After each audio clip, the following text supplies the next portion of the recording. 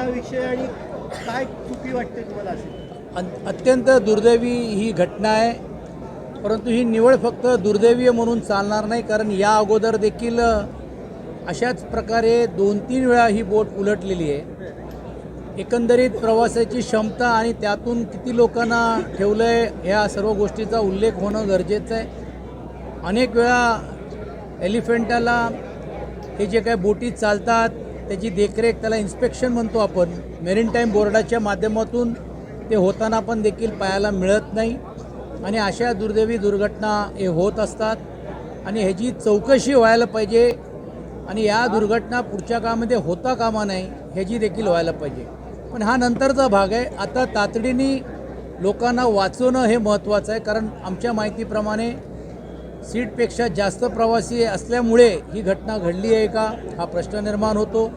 25 लोकांना आतापर्यंत वाचवण्यामध्ये किंवा ते सापडलेत अशीतली एक माहिती मुंबई शहरातून काही कार्यकर्त्यांच्या माध्यमातून येतो आहे. परंतु या सर्व गोष्टीचा निवेदन आणि अहवाल या दोन्ही सदनामध्ये द्यावं अशीतली आग्रही विनंती आणि मागणी आम्ही सरकारला करणार आहोत. जबाबदारी कोणाची असेल? मेरीटाईमची आहे, पोस्टल? स्वाभाविकच ही जबाबदारी पहिली कोणावरती जरी देखील आपल्याला करावीच लागेल, कारण पहिली गोष्ट अशी आहे की दुर्घटना कशी झाली याही गोष्टीची माहिती घेणं गरजेचं आहे. या सर्व गोष्टीची शहानिशा करूनच संबंधित जबाबदार अधिकारी असतील किंवा बोट मालक असतील या लोकांवरती ही जबाबदारी आपल्याला ठरवता येईल. याबद्दल बऱ्याच ठिकाणी अशाच घटना घडलेल्या होत्या, मात्र लाईफ जॅकेट सुद्धा त्यावेळेला घातलं जात नाही. फेरी बोट ज्या सुरू असतात, मी अगोदरच याचा उल्लेख केलं की इन्स्पेक्शन व्हायला पाहिजे मरीटाईम बोर्डाच्या माध्यमातून. अनेक बोटी जुनाट झालेल्या आहेत, त्याचे लायसन्स कसे रिन्यू झालेत, इन्स्पेक्शन जे व्हायला पाहिजे त्यावेळी तेवढ्या पुरेसे असलेले लाईफ जॅकेट्स होते का, सेफ्टी इक्विपमेंट्स होते का, या सर्व गोष्टीची चौकशी व्हायला पाहिजे अशी मागणी आम्ही करतो. बऱ्याचदा प्रवाशांना लाईफ जॅकेट दिलं जात नाही. अशी बोट जी आहे ती पाण्यातून नेली जाते.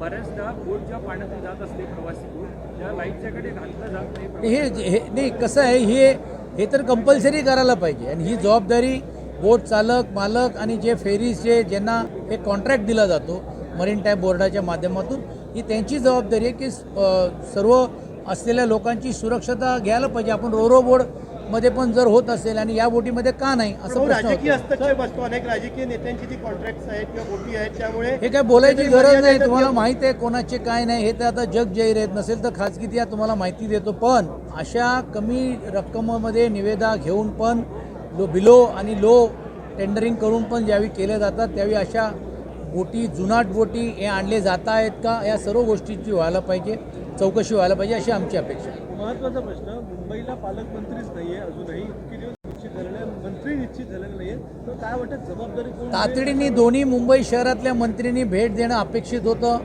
परंतु ते याच आवारामध्ये फिरताना आपल्याला पाहायला मिळत आहेत. सामूहिक जबाबदारी म्हणून घेऊन राज्याच्या मुख्यमंत्र्यांनाच आम्ही हा प्रश्न विधानसभेमध्ये आणि परिषदेमध्ये आम्ही विचारणार आहोत आणि ह्याच्यातलं निवेदन सरकारला करण्यास भाग पाडू.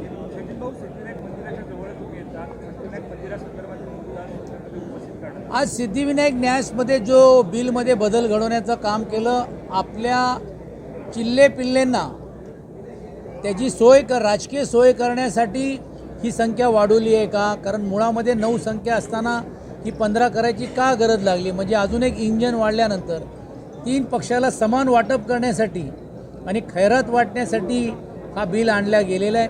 3 वर्षाचा 5 वर्षाचा नियम देखील यासाठी केलेले आहेत की तुम्हाला मंत्री आम्ही करू शकलो नाही तर किमान तुम्हाला अध्यक्षपद अजून आम्ही 5 वर्ष ठेवू, अशी सोयीनुसार ह्या गोष्टी केलेल्या आहेत. आम्ही या सर्व गोष्टीवरती चर्चा करत असताना, नापसंती उपस्थित करत असताना काही महत्त्वाच्या सूचना देखील आम्ही या बिलाच्या माध्यमातून विधान परिषदेमध्ये मांडण्याचं काम केलेलं आहे. धन्यवाद.